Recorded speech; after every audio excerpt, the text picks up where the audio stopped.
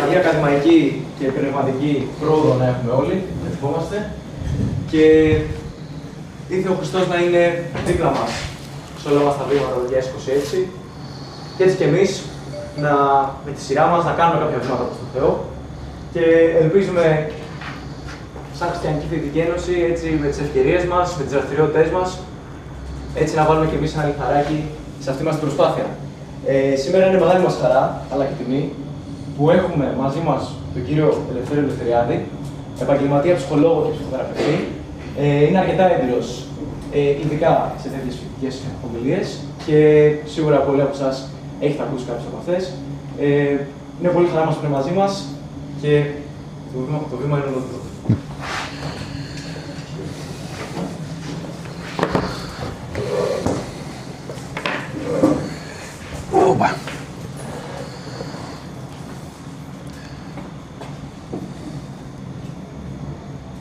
Γεια σας, παιδιά. Τι κάνουμε? Ο Πάτρε που είναι? Δεν βλέπω κιόλας. Πού είσαι, ρε Πάτρε? Πού κρύβεσαι εκεί πίσω? Α, ωραία. Όχι, εγώ είμαι εντάξει, δεν ξέρω. Κινηματογράφος, έτσι. Το τσίρκο να βλέπουν το τσίρκο. Χαίρετε, λοιπόν. Χαίρετε, κυρίω πάντοτε. Είμαι πολύ χαρούμενος που βρίσκομαι σήμερα εδώ πέρα μαζί σας. Δεν το λέω τυπικά, πραγματικά είμαι χαρούμενος.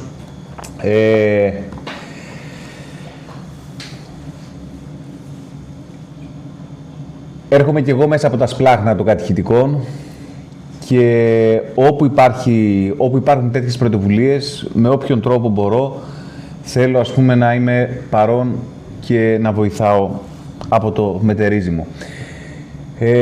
Ο Διονύσης, μίλησε ποιος εσύ είσαι όχι, ο Διονύσης είναι ο άλλος. Πού είναι ο Διονύσης? Γεια σου, Διονύση. Λοιπόν, ο Διονύσης με παίρνει τηλέφωνο, παιδιά, από πέρυσι το καλοκαίρι, από πέρυσι τον Ιούνιο, για να γίνει αυτό. Και το λέω αυτό γιατί θέλω να ξέρετε ότι για να γίνει μια εισήγηση, για να γίνει μια συνάντηση, πάρα πολλοί κόσμος έχει τρέξει. Αλλά θα τα πούμε αυτά έτσι και στην πορεία. Είμαι χαρούμενος λοιπόν που βρίσκομαι εδώ πέρα ανάμεσά σας. Να ευχαριστήσουμε αρχικά την Παναγία μας για αυτήν εδώ πέρα την όμορφη ευκαιρία που μας δίνει να ανταμώνουμε εδώ. Αν δεν ήταν η Παναγία, νομίζω δεν θα το πηγαίναμε, δεν θα μπορούσαμε να υφιστάμεθα σήμερα. Σε ένα δεύτερο χρόνο να ευχαριστήσουμε τους υπευθύνους λοιπόν, το Διονύση εδώ πέρα, τα παιδιά, το Παπαλευτέρη, είμαστε και συνομήλικοι, είμαστε και συνονόματοι. Να ευχαριστήσουμε όλους τους ανθρώπους οι οποίοι έχουν τρέξει για να γίνει αυτή εδώ πέρα η συνάντηση. Και τέλος θέλω να ευχαριστήσω όλους εσάς που Σάββατο βράδυ δεν είχατε τίποτα καλύτερο να κάνετε και ήρθατε εδώ πέρα να δείτε τα μούτρα μου. Τέλος πάντων, εγώ δεν θα ερχόμουν, να ξέρετε, αλλά τώρα αφού ήρθατε, άντε ας πούμε 5 πραγματάκια. Λοιπόν, όταν με πήρε ο Διονύσης λοιπόν, ήταν και λίγο αγχωμένο το παιδί, έλεγε τι θέμα να πούμε, τι θέμα. Λέω, ό,τι θέλεις ρε καλό παιδί, ό,τι θέλεις. Λέω, θα το συζητήσουμε. Μου λέει να πούμε λέει, για τη συγχώρεση. Λέω, να πούμε για τη συγχώρεση. Λέω, είμαι ειδικός σε αυτό το πράγμα. Μαλώνω συνέχεια με τη γυναίκα μου και μετά, φυσικά αυτή δεν ζητάει ποτέ συγγνώμη. Τη ζητάω συγγνώμη μετά εγώ, οπότε έχω εμπειρία σε αυτό. Θα έρθω να σας μιλήσω από καρδιάς πάνω σε αυτά τα πράγματα. Μου λέει, εντάξει, καλό είναι το θέμα, λέει Λευτέρη, θα κλείσουμε αυτό. Και έτσι το κλείσαμε. Λοιπόν, πριν ξεκινήσω λοιπόν να ετοιμάσω αυτήν εδώ πέρα την εισήγηση, κάθε φορά που έχω να ετοιμάσω μια ομιλία, μια εισήγηση, ένα τέτοιο, κατεβαίνω. Εγώ είμαι από Σιδηρόκαστρο Σερών. Το ξέρετε το Σιδηρόκαστρο, έχετε έρθει ποτέ? Να πείτε στον Παλευτέρα Σφαίρη εκδρομή στο Σιδηρόκαστρο, έχει ωραία πράγματα. Έχει και Κερκίνη εκεί πέρα, έχει το Ρούπελ, έχει το ένα, έχει το άλλο. Λοιπόν, έχουμε μοναστήρια, έχουμε πολύ ωραία και προσκυνήματα πολλά, έχουμε Αγίους. Λοιπόν, είμαι από το Σιδηρόκαστρο, λοιπόν, έχω το γραφείο μου Θεσσαλονίκη. Κάθε φορά λοιπόν που έχω μια ομιλία να κάνω, κατεβαίνω εκεί πέρα Θεσσαλονίκη στην Αριστοτέλους, πάω στον Ιαννό. Το ξέρετε τον Ιαννό το βιβλιοπωλείο? Το ξέρετε? Έχει εκεί πέρα κάτω στην Αριστοτέλους ένα. Και παίρνω βιβλία για να ετοιμάσω την ομιλία. Ποια ομιλία έχω, ας πούμε, ξέρω εγώ, παίρνω τα αντίστοιχα βιβλία να πάρω, διαβάσω και να ετοιμαστώ. Όταν λοιπόν ξεκίνησα, εγώ ήμουν χαλαρός. Λέω εντάξει, το έχουμε, λέω συγχώρεση τώρα, τα δουλεύουμε στο γραφείο. Δεν θα είναι και πολύ δύσκολο να μπούμε στη διαδικασία και να βρούμε βιβλία πάνω στο συγκεκριμένο θέμα. Κι όμως, προς μεγάλη μου έκπληξη, ήταν από τις πολύ λίγες φορές, καλά παιδιά, που δεν μπορούσα να βρω βιβλία για να πατήσω πάνω και να έρθω μπροστά σας και να σας ανοίξω το συγκεκριμένο θέμα. Υπήρχε πολύ μεγάλος όγκος υγραμμάτων, ο οποίος όμως εκκινείτο στα όρια της παραψυχολογίας, της μεταφυσικής, με ενέργειες, δεν ξέρω αν έχετε υπόψη τέτοια πράγματα, αλλά στο επίπεδο, ας πούμε, της επιστημονικής ψυχολογίας δεν είχαμε κάτι. Υπάρχει ένα πολύ ωραίο σύγγραμμα της κυρίας Γαλίτη, δεν ξέρω αν το ξέρετε, είναι αυτό εδώ πέρα, το είχα ούτως ή άλλως. Βρήκα κάνα 2-3 ακόμα και ξεκίνησα, ας πούμε, να ετοιμάζομαι βάσει αυτών. Διάβασα λοιπόν λίγο, έκανα μια σούμα και τη σκέψη μου και αποφάσισα να έρθουμε σήμερα και να μιλήσουμε για τη συγχώρεση. Πώς? Προσπαθώντας να την σκιαγραφίσουμε μέσα από κάποια χαρακτηριστικά της. Δεν είναι εύκολο πράγμα, παιδιά μου καλά, να προσεγγίσουμε τέτοιες έννοιες. Δεν είναι εύκολο πράγμα να λέμε στην αφίσα η δύναμη της συγχώρεσης ψυχολογία. Είναι όμως πολύ λεπτά πράγματα αυτά και θέλει πολύ προσοχή όταν πάμε να τα προσεγγίσουμε. Σήμερα λοιπόν τι θα κάνουμε? Θα προσπαθήσουμε να δούμε κάποια χαρακτηριστικά της συγχώρεσης για να καταλάβουμε τι είναι. Τι είναι η συγχώρεση? Όπως η αγάπη. Τι είναι η αγάπη? Ποιος μπορεί να δώσει ορισμό για την αγάπη? Δεν μπορούμε να δώσουμε ορισμό. Μιλάμε για κάποιες δυνάμεις της αγάπης, για κάποια χαρακτηριστικά της και έτσι κατανοούμε. Τι είναι το μίσος, τι είναι ο θυμός. Μιλάμε για κάποια χαρακτηριστικά, για κάποιες ενέργειες αυτών των πραγμάτων και έτσι τα κατανοούμε. Το ίδιο λοιπόν πράγμα θα προσπαθήσουμε να κάνουμε με τη συγχώρεση σήμερα. Για να το κάνουμε όμως ακόμα πιο εύκολο, αποφάσισα να χρησιμοποιήσουμε μικρές εικόνες και μικρά παραδείγματα. Και στο τέλος, δεν θα σας κουράσω πολύ, σας το υπόσχομαι, πριν το μισάωρο θα έχουμε τελειώσει. Ο Διονύσης μου είπε, λέει, Λευτέρη, θέλω να μην κουράσουμε τα παιδιά. Λέω, ό,τι θέλεις, λέω, παλίκαρε. Λοιπόν, και στο τέλος θα κάτσουμε εδώ πέρα να συζητήσουμε για οτιδήποτε θέλετε εσείς. Λοιπόν, θα δώσουμε 5 μικρά σημεία σήμερα. Και ξεκινώντας να αναλύουμε το πρώτο μας σημείο, θέλω να ξεκινήσω αυτήν εδώ πέρα την εισήγηση με μια ιστορία. Ήτανε που λέτε καλά μου παιδιά κάποτε ένας ξυλοκόπος. Αυτός κάθε πρωί έπαιρνε το τσεκουράκι του, ανέβαινε πάνω στο βουνό, όχι στον Παρνασσό. Ο Παρνασσός δεν ξέρω αν έχει μείνει και τίποτα που δεν έχει καεί. Ανέβαινε πιο πάνω εκεί πέρα, στα δικά μας τα βουνά. Λοιπόν, έκοβε τα ξύλα, τα έπαιρνε ας πούμε στην πλάτη, κατέβαινε ας πούμε τη μέρα και πήγαινε να τα πουλήσει στην αγορά. Μάζευε κάποια λεφτά και έτσι ζούσε. Ένα πρωί, καθώς ήταν πάνω στο βουνό, να σου μπροστά του μια αρκούδα. Αυτός εκεί πέρα έπαθε τσότσο, λέει, τι, δεν μπορούσε να κουνηθεί. Είχε μια αρκούδα εκεί πέρα, του λέει, αρκούδα μη φοβάσαι. Λέει, μιλάς αρκούδα? Λέει, μιλάω. Λέει, μη φοβάσαι, λέει, είμαι εδώ πέρα, λέει, σε βλέπω τόσο καιρό, ανεβαίνεις εδώ, ανεβαίνεις, κατεβαίνεις, κουράζεσαι. Και ήρθα, λέει, να σε βοηθήσω. Λέει, πώς μπορείς να με βοηθήσεις, λέει, κυρία Αρκούδα μου? Εγώ, λέει, μπορώ να κόβω τα ξύλα για σένα, να ρίχνω τους κορμούς, μπορώ να σε βοηθάω μετά να τα φορτώνουμε στην πλάτη και να τα κατεβάζουμε μαζί στην πλατεία. Λέει, και τι θέλεις? Τίποτα, ρε παιδί μου, να κάνουμε λίγο παρεούλα. Και έτσι λοιπόν, καλά μου παιδιά, ξεκίνησε αυτός ο ξυλοκόπος μαζί με την Αρκούδα να δουλεύουν μαζί πάνω στο βουνό και γίνανε φίλοι. Και πέρασαν οι μέρες, πέρασαν οι μήνες, πέρασαν τα χρόνια και γίνανε αχώριστοι φίλοι και προσπαθούσαν να περνάνε όλο και περισσότερο καιρό μαζί. Κάποια στιγμή ένα βραδάκι, έτσι όπως είχαν κάτσει αυτοί εδώ πέρα να φάνε, είχαν ανάψει εκεί μια φωτιά. Λοιπόν, γυρνάει ο ξυλοκόπος και λέει στην Αρκούδα, λέει, να σου πω κάτι ρε εσύ. Σε ευχαριστώ πάρα πολύ για όσα έχεις κάνει για μένα όλα αυτά εδώ πέρα τα χρόνια. Αλλά έχω ένα μικρό παράπονο, λέει, από σένα. Λέει, τι παράπονο έχεις από μένα η Αρκούδα? Πες μου καλέ μου φίλε. Να μωρέ, λέει, το στόμα σου, λέει, βρωμάει. Οι αρκούδες τρώνε πολλά πράγματα τα οποία δεν είναι πολύ καθαρά. Το στόμα σου, λέει, βρωμάει. Η Αρκούδα πολύ στεναχωρέθηκε. Πάρα πολύ στεναχωρέθηκε και το έδειξε αυτό εδώ πέρα στον ξυλοκόπο. Όχι, λέει, συγγνώμη, δεν ήθελα να στεναχωρέσω. Οπότε λοιπόν τι κάνει η Αρκούδα? Του λέει, πάρε σε παρακαλώ το τσεκούρι σου και χτύπα μου μια μεγάλη τσεκουριά πάνω στην πλάτη. Όχι, λέει, δεν μπορώ να το κάνω αυτό. Αν δεν το κάνεις, θα σε φάω. Πάρε το τσεκούρι σου και χτύπα μου μια τσεκουριά πάνω στην πλάτη. Τι να κάνει? Και ο ξυλοκόπος παίρνει το τσεκούρι, δίνει μια στην πλάτη στην Αρκούδα, βγάζει μια κραυγή και εξαφανίζεται. Περνάνε πάλι χρόνια. Και κάποια μέρα ο ξυλοκόπος και η Αρκούδα ξανανταμώνουν στο δάσος. Με το που τη βλέπει ο ξυλοκόπος βάζει τα κλάματα και λέει, συγγνώμη. Η Αρκούδα χαμογελάει και του λέει, σε έχω συγχωρέσει, μη στεναχωριέσαι. Για πλησίασε όμως λίγο και δες, λέει, την ουλή που μου έκανε στην πλάτη, τη βλέπεις? Τη βλέπω, λέει ο ξυλοκόπος. Συνεχίζει και υπάρχει, λέει η Αρκούδα. Το ίδιο συνεχίζει και υπάρχει και η πληγή που έχω στην καρδιά μου από εκείνα σου τα λόγια. Και κάπως έτσι τελειώνει αυτή η όχι και τόσο χαριτωμένη μας ιστορία.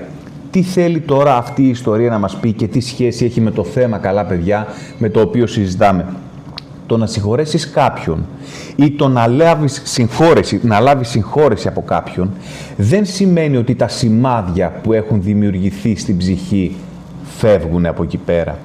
Μπορεί να συγχωρέσετε κάποιον για κάτι που σας έκανε, για κάτι που σας είπε, για κάτι το οποίο συνέβη μεταξύ σας. Μη σας φαίνεται όμως παράλογο το γεγονός ότι περνάνε μέρες, εβδομάδες, μήνες, χρόνια και συνεχίζει αυτό το πραγματάκι μέσα σας έτσι να σας τσιμπάει, να σας ενοχλεί, να το βλέπετε. Πολλοί κόσμος με το που επέλθει η συγχώρεση, με το που ακούσει ένα συγγνώμη, με το που πει ένα συγγνώμη ή το ακούσει ένα σε συγχωρώ, τι περιμένει? Περιμένει να μην υπάρχει μνήμη, να πάψει να υπάρχει μνήμη, να κάνουμε πως δεν συνέβη τίποτα. Να μπουν τα πράγματα κάτω από ένα χαλάκι και να μην μιλάμε για αυτά, να μην τα κουμπάμε.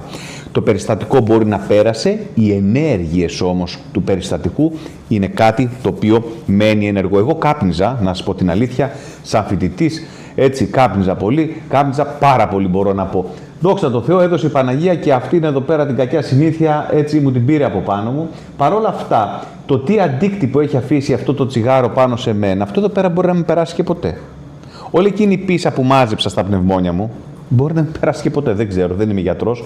Έτσι, το ίδιο ακριβώς πράγμα συμβαίνει και συγχώρεση. Συγχωρώ δεν σημαίνει ότι εξαφανίζονται τα σημάδια και οι ουλές που έχω στην ψυχή μου.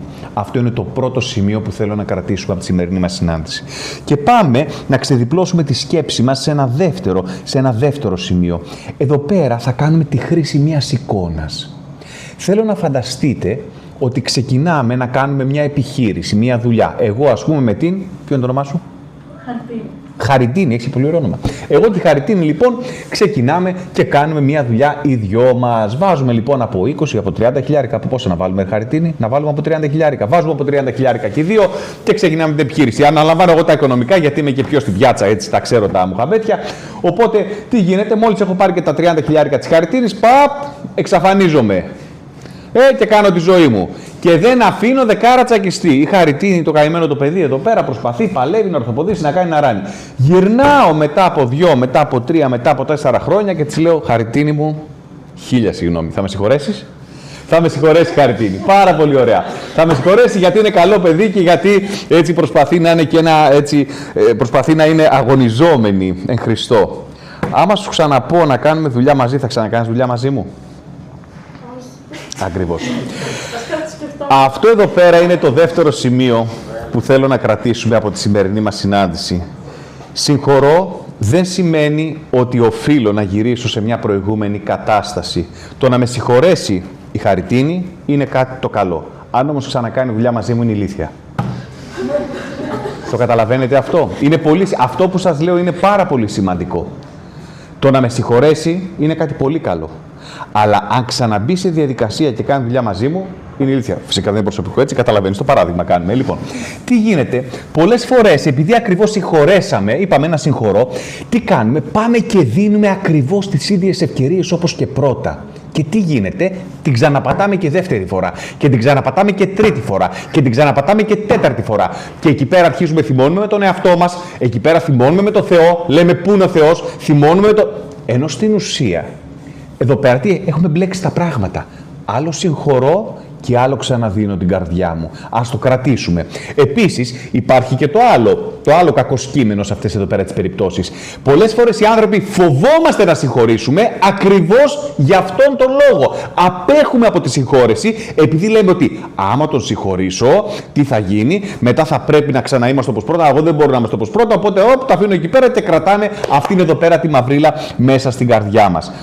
Όχι, καλά μου παιδιά. Το γεγονός ότι συγχωρούμε κάποιον δεν σημαίνει ότι τα πράγματα αναγκαστικά γυρνάνε όπως πριν. Το γεγονός ότι συγχωρούμε κάποιον δεν σημαίνει ότι δεν πρέπει να πάρουμε κάποιες προφυλάξεις σε σχέση με τον άνθρωπο αυτόν. Το γεγονός ότι συγχωρούμε κάποιον δεν σημαίνει ότι αλόγιστα ανοίγουμε και πάλι την καρδιά μας. Και αυτό είναι το δεύτερο σημείο που θέλω να κρατήσουμε από τη σημερινή μας συνάντηση. Λοιπόν, και πάμε σε ένα τρίτο σημείο. Πάλι θα χρησιμοποιήσουμε ένα παράδειγμα. Ας πούμε ο Σταμάτης λοιπόν και ας πούμε και ένα όνομα γυναικείο θέλω. Η Όλγα. Η Όλγα. Ας πούμε ο Σταμάτης και η Όλγα είναι ζευγάρι μαζί και αγαπιούνται πάρα πολύ. Συγγνώμη τώρα γι' αυτό, να το κάνουμε λίγο πιο πικάντικο. Είναι ζευγάρι λοιπόν ο Σταμάτης και η Όλγα και τι γίνεται, αγαπιούνται κτλ. Κάποια στιγμή ο Σταμάτης παίρνει το κινητό της Όλγας και βλέπει ότι η Όλγα στέλνει και κάποια μηνύματα στον Πέτρο, να πούμε. Λοιπόν, εντάξει. Λοιπόν. Καταλάβατε. Λοιπόν, τι γίνεται λοιπόν, τα παίρνει κρανίο Σταμάτης, με πλήγωσες, με έκανες, μέρανες, όχι δεν είναι αυτό που νομίζεις, τα ξέρετε τα υπόλοιπα, τα έχετε δει και στο Netflix. Λοιπόν, οπότε τι γίνεται, έχει πληγωθεί, έχει γκρεμιστεί ο κόσμος, του κλαίει, ξέρω εγώ, η Όλγα κτλ. Έρχεται και λέει η Όλγα στο Σταμάτη ότι σου υπόσχομαι ότι θα ξανακερδίσω την εμπιστοσύνη σου. Και λέει ο Σταμάτης στην Όλγα, θα σου δώσω ακόμα μια ευκαιρία για να μου το αποδείξεις όλο αυτό. Και αυτό ακριβώς που παίχτηκε, αυτό το μικρό θεατρικό που κάναμε μόλις τώρα, είναι το μεγαλύτερο λάθος που μπορεί να γίνει στη ζωή. Όχι το μεγαλύτερο, αλλά ένα από τα μεγαλύτερα λάθη που μπορεί να γίνει στη ζωή αυτών των δύο ανθρώπων. Γιατί, τι κακό υπάρχει εδώ πέρα, αφού υποτίθεται υπάρχει συγχώρεση, υπάρχει. Θα κερδίσω, λέει, την εμπιστοσύνη σου ξανά. Θα σου δώσω ευκαιρία να μου το αποδείξεις. Όταν λαμβάνουν χώρα τέτοιες δυναμικές ανάμεσα στις σχέσεις των ανθρώπων, καλά μου παιδιά, να είστε σίγουροι ότι ο ένας θα καταλήξει να είναι τύραννος και ο άλλος κάποια στιγμή θα καταλήξει να είναι το θύμα. Δεν μπορεί να προχωρήσει μια δυναμική όταν περιμένεις και όταν τσεκάρεις και όταν βλέπεις τον άλλον και τον περιμένεις στη γωνία. Δεν μπορεί να ισορροπήσει μια σχέση. Δεν μπορεί η συγχώρεση να λάβει χώρα όταν μπαίνεις σε μια διαδικασία και προσπαθείς να την εκβιάσεις, να την εκμεεύσεις από τον άλλο, να δείξεις, να αλλοιώσεις τον εαυτό σου για να μπορέσει ο άλλος να έρθει και να σε αγκαλιάσει. Θέλω να βάλετε στο μυαλό σας το εξής. Δεν μπορούμε να βάλουμε προϋποθέσεις στη συγχώρεση. Η συγχώρεση δεν έχει προϋποθέσεις. Δεν έχει σε συγχωρώ, αλλά ή συγχωρείς ή δεν συγχωρείς. Αντέχεις, συγχώρεσαι. Αντέχεις, κράτα το. Δεν αντέχεις, το αφήνεις και φεύγει. Αντέχεις, μένεις. Δεν αντέχεις, φεύγεις. Θέλεις, μένεις. Δεν θέλεις, φεύγεις. Πολλοί κόσμος αυτό εδώ πέρα το αγνοεί και είτε περιμένει, ενώ έχει συγχωρέσει μια ζωή στους άλλους να του αποδείξουν κάτι, είτε ο ίδιος μπαίνει σε μια λογική να προσπαθεί να αποδείξει, να προσπαθεί να ξανακερδίσει, να προσπαθεί να δικαιολογήσει τη συγχώρεση αυτή. Υπάρχει μια ιστορία στην Παλαιά Διαθήκη, είναι η ιστορία των Σοδόμων και των Γομόρων. Μπορεί να την έχετε ακουστά, να την έχετε συζητήσει εκεί, εδώ πέρα. Κάνετε και πολύ ωραίες συνάξεις, σας βλέπουμε στο Instagram. Λοιπόν, ποιος κάνει social, ποιος σας κάνει social, είστε ωραίοι, είστε πολύ καλοί, μπράβο. Λοιπόν, υπάρχει μια ιστορία λοιπόν εκεί πέρα για τα Σόδομα και τα Γόμορα, όπου πάει ο Θεός και λέει στο Λότ, μάζεψέ τα, του λέει, μάζεψέ τα, γιατί εδώ πέρα λέει θα γίνει της τρελής, δεν θα μείνει πέτρα πάνω στην πέτρα εκεί πέρα, ήταν η Πεντάπολης, μια περιοχή. Λοιπόν, λέει ο Λότ, πού να πάω, λέει, δεν ξέρω πού να πας, μάζεψε τα για να μου λύσει τα χέρια και πάρε μαζί σου, λέει, και όποιο είναι να πάρεις. Μπορούσε να πάρει τη γυναίκα του, μπορούσε να πάρει τις κόρες, μπορούσε να πάρει τους γαμπρούς, αλλά τους γαμπρούς νομίζω ο Πάτερ δεν τους πήρε. Οι γαμπροί προτίμησαν να μείνουν πίσω. Έτσι. Πήρε μόνο τις κόρες, ας πούμε, και τη γυναίκα του, ο Λότ.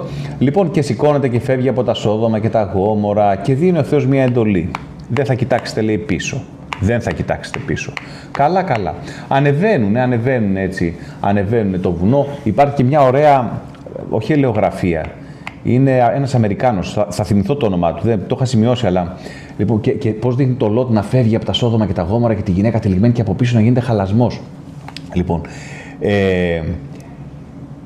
και καθώς φεύγουνε, ενώ έχει δώσει ο Θεός εντολή, μην κοιτάξετε πίσω, η γυναίκα του Λότ γυρνάει, κοιτάει πίσω και γίνεται αυτομάτως στάχτη, γίνεται στήλη άλατος. Γιατί γύρισε από περιέργεια, τι λέτε, γύρισε να δει τι γίνεται, ξέρω εγώ από. Για ποιο λόγο γύρισε η γυναίκα του Λότ, ξέρετε.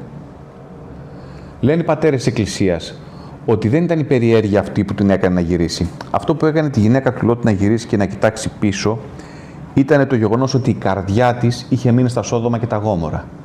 Και ενώ ο Θεός της άνοιγε δρόμο για να μπορέσει να φύγει, να πάει όπου θέλει αυτή, ενώ ο Θεός της άνοιγε μια νέα ζωή, της άνοιγε μια νέα δυναμική, αυτή τι έκανε, αυτή κρατούσε την καρδιά της και το νου της πίσω εκεί πέρα στο άνδρο της αμαρτίας. Οπότε όπου και να πήγαινε θα κουβαλούσε τα Σόδομα μαζί της. Δεν θα ήταν ελεύθερη ποτέ. Αυτό εδώ πέρα γιατί το λέμε και τι σχέση έχει. όταν μπαίνουμε σε μία διαδικασία να συγχωρήσουμε, αφήνουμε πράγματα πίσω. Όταν μπαίνουμε σε μια διαδικασία να συγχωρήσουμε, δεν περιμένουμε, δεν ζητάμε προϋποθέσεις. Θα σε συγχωρέσω, αλλά θέλω να μου αποδείξεις αυτό, θέλω να μου αποδείξεις εκείνο, ή πρέπει να σου αποδείξω αυτό, πρέπει να σου αποδείξω εκείνο. Όταν συγχωρούμε, αφήνουμε πίσω. Αυτό είναι το επόμενο σημείο. Και πάμε και σε ένα τέταρτο σημείο. Έχουμε πει ως τώρα, έχουμε πει ότι τι κάνουμε, σκιαγραφούμε τη συγχώρεση μέσα από κάποια χαρακτηριστικά της. Θα τα επαναλάβουμε στο τέλος. Βρισκόμαστε έξω από τα τείχη της Τρίας, εκεί πέρα. Τώρα θα βγει και ταινία πάνω σε αυτό εδώ πέρα το πραγματάκι. Είναι έξω από τα τείχη της Τρίας, λοιπόν, και είναι εκεί πέρα ο Αχιλλέας. Ο Αχιλλέας έχει μουτρώσει, γιατί οι Έλληνες στρατηγοί του έχουν κάνει λίγο τη δουλειά. Και τι γίνεται, λέει: εγώ δεν πολεμάω, κάντε ό,τι θέλετε εσείς. Οπότε οι Έλληνες το παλεύουν εκεί πέρα, οι Τρώες είναι πιο ματσακωμένοι, μπαίνουν σε διαδικασία, τους ξεπαστρεύουν. Βλέπει την κατάσταση αυτή ένας φίλος του Αχιλλέα, ο Πάτροκλος, και τι κάνει αυτός? Παίρνει την ασπίδα, παίρνει την περικεφαλαία, παίρνει και τη στολή του Αχιλλέα του φίλου του, τα φοράει και φεύγει μπροστά να πολεμήσει αντί για τον Αχιλλέα. Τον βλέπουν οι Μυρμηδόνες, οι στρατιώτες του Αχιλλέα, με συγχωρείτε, και ξεκινάνε και πηγαίνουν πίσω του. Οπότε τέλος πάντων οι Έλληνες εκεί πέρα νικάνε στις μάχες που γίνονται. Όπως και να έχει όμως τώρα, ο Πάτροκλος τρώει μία και πέφτει κάτω, ας πούμε, νεκρός. Μαθαίνει ο Αχιλλέας ότι έχει γίνει έτσι με το φίλο του. Τα παίρνει στο κρανίο, μη σας τα πολυλογώ, κάνουν εκεί κάτι μάχες, κάτι μονομαχίες, και πιάνει και σκοτώνει τον Έκτορα, που είναι ο γιος του βασιλιά της Τρίας, του Πριάμου. Σκοτώνει το γιο του βασιλιά και τι κάνει? Τον παίρνει, τον δένει στα πόδια και κάνει γύρω-γύρω με το άρμα του, γύρω-γύρω από τα τείχη της Τρίας, και τον σέρνει. Και τι γίνεται? Εκείνο το σώμα του σκοτωμένου του Έκτορα έρχεται και γεμίζει πληγές, βρωμιά, σκόνη, σάρκες από εδώ από εκεί, για να τον ξεφτυλίσει. Και το αφήνει έτσι να πηγαίνουν τα σκυλιά και να το τρώνε. Πάει λοιπόν στη σκηνή του Αχιλλέα το βράδυ, τσατισμένος. Πριν προλάβει να κοιμηθεί, έρχεται μια φιγούρα, είναι ο γέρος ο Πρίαμος, ο βασιλιάς της Τρίας, ορκισμένος εχθρός, και μπαίνει μέσα, που λέτε καλά μου παιδιά, και πέφτει και φυλάει τα χέρια, φυλάει τα πόδια του Αχιλλέα και του λέει: σε παρακαλώ, συγχώρεσέ με. Θέλω να πάρω, λέει, το γιο μου, σε παρακαλώ, συγχώρεσέ με. Και τι κάνει εκεί πέρα ο Αχιλλέας? Τον φωνάζει να φάνε μαζί και κάθονται στο ίδιο τραπέζι. Ποιοι? Κάθεται ο Αχιλλέας, που ο Πρίαμος στην ουσία σκότωσε το φίλο του, και κάθεται ο Πρίαμος που ο Αχιλλέας σκότωσε και ξεφτύλισε το γιο του. Και αφού τρώνε μαζί, αγκαλιάζονται, του δίνει το σώμα, αφού το πλένει, του δίνει το σώμα του νεκρού του γιού του, και φεύγει ο γέρο Πρίαμος. Τι μας δείχνει η ιστορία αυτή? Ένα ακόμα χαρακτηριστικό της συγχώρεσης, καλά μου παιδιά, ότι για να συγχωρέσεις πρέπει να ασκήσεις βία. Πρέπει να βιάσεις τον ίδιο σου τον εαυτό. Ο Γεροπρίαμος, όταν έσκυβε και φιλούσε τα χέρια του Αχιλλέα, τι έκανε? Βίαζε τον εαυτό του. Βίαζε τον εαυτό του να φιλήσει τα χέρια εκείνου που του σκότωσαν το παιδί. Και ο Αχιλλέας βίαζε τον εαυτό του για να προσπαθήσει να καταλαγιάσει την οργή του, όταν έβλεπε τον βασιλιά όλων εκείνων που σκότωσαν τους φίλους του και τους αδερφούς του. Και επειδή ο ένας συγχώρεσε τον άλλον, καλά μου παιδιά, τι καταφέρανε να κάνουνε? Καταφέρανε να κλείσουνε έναν κύκλο αίματος και να συνυπάρξουνε. Αυτό σημαίνει συγχωρώ. Καταφέρανε να χωρέσουνε μαζί, να κάνουν χώρο ο ένας για τον άλλον. Το τέταρτο σημείο που θέλω να κρατήσουμε από τη σημερινή μας συνάντηση είναι ακριβώς αυτό. Η συγχώρεση θέλει βία, βιασμό του ίδιου μας του εαυτού. Και πάμε και σε ένα τελευταίο σημείο, και με αυτό εδώ πέρα θέλω να κλείσω έτσι τη σκέψη μου, για να περάσουμε μετά και να συζητήσουμε ό,τι θέλετε κι εσείς. Είναι μια ιστορία η οποία μας έρχεται από το Ευαγγέλιο. Αυτή θα σας είναι πάρα πολύ γνωστή, φαντάζομαι. Είναι μια πολύ ωραία ιστορία που μας έρχεται από το στόμα του ίδιου του Χριστού. Ήταν κάποτε, που λέτε, ένας άνθρωπος ο οποίος χρωστούσε πάρα πολλά λεφτά. Χρωστούσε, σαν να λέμε, 1.000.000 ευρώ. Έτσι, και τα χρωστούσε στο βασιλιά της περιοχής εκεί πέρα. Τι γίνεται λοιπόν? Ο βασιλιάς κατάλαβε ότι υπάρχει, ας πούμε, ένας ο Φιλέτης και στέλνει τους στρατιώτες, τους μπράβους, να πάνε να τον μαζέψουν. Στέλνει λοιπόν αυτοί, τον μαζεύουν στρατιώτες και τον σέρνουν και τον πετάνε στα πόδια του μπροστά. Του λέει: τι έγινε, ρε μάγκα, λέει 1.000.000 ευρώ, λέει, μου χρωστάς, πότε θα μου τα δώσεις, σε παρακαλώ, βασιλιά, λυπήσουμε, έχω παιδιά, έχω το ένα, έχω το άλλο, έχω το παράλληλο. Αυτός εδώ πέρα τον κοίταξε ο βασιλιάς από εδώ, τον κοίταξε εκεί πέρα, του λέει: άντε ρε, άτε, συγχωρεμένα όλα. Λέει: αλήθεια, αλήθεια. Λέει: δεν χρωστάω τίποτα, λέει τίποτα. Σήκω, φύγε, λέει: χάρισμά σου όλα, λέει. Βγαίνει λοιπόν αυτός έξω χαρούμενος και τη βλέπει έναν φίλο του, έναν γείτονα εκεί, που ο γείτονας του χρωστούσε σαν να λέμε 20 ευρώ. Λοιπόν, και πάει και τον πιάνει από εδώ και του λέει: Ελά, ρε αλήτη, και τον κολλάει στον τοίχο. Πού είναι, λέει, τα λεφτά μου? Λέει: σε παρακαλώ, συγχώρεσέ με, λέει, είναι μόνο 20 ευρώ. Όχι, λέει, αν δεν μου τα δώσεις, λέει, θα σε σύρω στα δικαστήρια. Θα σε σύρω στα δικαστήρια. Την ώρα όμως που τα κάνει αυτά, οι φρουροί του βασιλιά βλέπουν τι κάνει ο φίλος μας και πάνε και το σφυρίζουν στο βασιλιά. Και ο βασιλιάς τους ξαναστέλνει και το ζαμακώνουν και το φέρουν μέσα. Και του λέει: τι έγινε, ρε μάγκα, λέει, εγώ σου χάρισα 1.000.000 και εσύ δεν μπορείς να χαρίσεις 20 ευρώ στον αδερφό σου? Ωραία, λέει. Τράβα τώρα στη φυλάκα, έτσι, πάρετε του και το κεφάλι και κάπως έτσι τελειώνει η παραβολή μας αυτή. Και τι μας δείχνει αυτή η παραβολή? Η παραβολή αυτή μας δείχνει ότι χωρίς συγχώρεση οι άνθρωποι παύουμε να υπάρχουμε. Αυτό θέλω να το κρατήσετε πολύ καλά. Χωρίς συγχώρεση οι άνθρωποι παύουμε να υπάρχουμε. Μας δείχνει ότι χωρίς συγχώρεση οι άνθρωποι μπορούμε να φτάσουμε μόνο μέχρι το θάνατο, μέχρι τον τάφο. Εκεί μας οδηγεί η μη συγχώρεση. Προσέξτε τώρα, το να συγχωρέσεις τον άλλον άνθρωπο δεν είναι κάτι το οποίο είναι φυσικό. Η συγχώρεση δεν υπάρχει στη φύση. Τα άγρια θηρία δεν συγχωρούν το ένα το άλλο. Στη φύση υπάρχει ανταπόδοση. Στη φύση υπάρχει ο οφθαλμός αντί οφθαλμού. Στη φύση υπάρχει ο νόμος του δυνατού. Τι γίνεται όμως στη φύση? Στη φύση τα πάντα τελειώνουν στον τάφο. Το λιοντάρι που δεν συγχωρεί φτάνει στον τάφο και τελειώνει εκεί. Ο αετός, το γεράκι, ο λύκος, η αρκούδα που δεν συγχωρούν το φίδι φτάνουν στον τάφο και τους τρώει το χώμα. Το ίδιο πράγμα παθαίνει και ο άνθρωπος ο οποίος δεν συγχωρεί. Από την άλλη, ο άνθρωπος ο οποίος συγχωρεί, τι κάνει? Η συγχώρεση, επειδή είναι κάτι υπέρλογο, νικά την τάξη της φύσεως. Ο άνθρωπος ο οποίος συγχωρεί, λοιπόν, έρχεται και υπερβαίνει το θάνατο, καλά μου παιδιά. Ο άνθρωπος ο οποίος συγχωρεί είναι αυτός ο οποίος υπερβαίνει την ίδια τη φύση.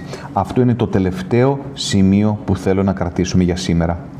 Τι κάναμε σήμερα? Προσπαθήσαμε να προσεγγίσουμε τη συγχώρεση μέσα από κάποια χαρακτηριστικά. Γιατί το να δώσουμε ορισμό για κάτι, για μια έννοια τόσο δύσκολη, δεν είναι εφικτό. Έτσι λοιπόν, το πρώτο σημείο το οποίο δώσαμε στην προσπάθειά μας να κάνουμε αυτή τη σκιαγράφηση είναι ότι συγχωρώ δεν σημαίνει απαραίτητα ότι τα σημάδια και οι ουλές που μου είχε αφήσει ένα τραύμα εξαφανίζονται. Θα θυμάστε την ιστορία με την αρκούδα. Το δεύτερο πράγμα το οποίο είπαμε, θα θυμάστε με τη Χαριτίνη, το παράδειγμα που είπαμε, έτσι, ότι το γεγονός ότι συγχωρώ κάποιον δεν σημαίνει ότι υποχρεούμε, άμα θέλω το κάνω, ναι, αλλά δεν σημαίνει ότι υποχρεούμε ή αλόγιστα πρέπει να μπω σε διαδικασία και να ξαναεμπιστευτώ την καρδιά μου. Δύο τα κρατούμενα. Το τρίτο σημείο είναι ότι η συγχώρεση δεν μπορεί να συμβεί με προϋποθέσεις. Θα θυμάστε το παράδειγμα με το ζευγαράκι. Θα σου αποδείξω, θα μου αποδείξεις. Κάτι τέτοιο οδηγεί σε μια κατάσταση όπου ο ένας καταλήγει να είναι τύραννος και ο άλλος καταλήγει να είναι θύμα. Το τέταρτο σημείο το οποίο δώσαμε είναι ότι η συγχώρεση θέλει βία, βιασμό του ίδιου μας του εαυτού. Θα θυμάστε αυτό το σκηνικό που συμβαίνει έξω από τα τείχη της Τρίας μαζί με τον Αχιλλέα και μαζί με τον Γεροπρίαμο. Και το τελευταίο κομμάτι θα θυμάστε αυτή την υπέροχη παραβολή για αυτόν εκεί πέρα που χρωστούσε τα πολλά τα λεφτά. Το συγχώρεσε ο βασιλιάς, αλλά ο ίδιος δεν συγχώρεσε τον αδελφό του. Και θα θυμάστε ότι η συγχώρεση, μόνο αν συγχωρούμε, μπορούμε να υπερβαίνουμε τη φύση. Η μη συγχώρεση οδηγεί τον άνθρωπο στον τάφο. Σας ευχαριστώ πάρα πολύ για την προσοχή σας.